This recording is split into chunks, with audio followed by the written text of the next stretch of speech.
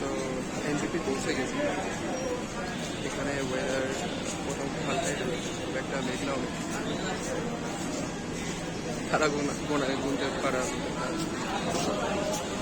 তো এখানে সামনে কটা রেস্টুরেন্ট ছিল, বাট ওখান থেকে না গিয়ে এখানে সামনে আমি দাঁড়িয়েছে আমারই পেছনে হয়তো একটা দেখতে পাচ্ছেন।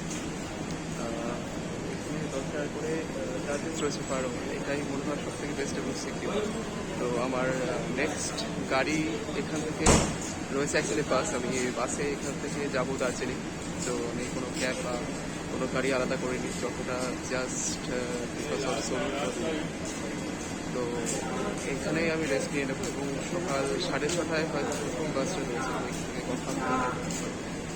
তো আফটার দ্যাট আবার ট্রাভেল চালু করা যাবে এখান থেকে। এখন গাড়ি পৌঁছাবে, এখন বাজে 3:05।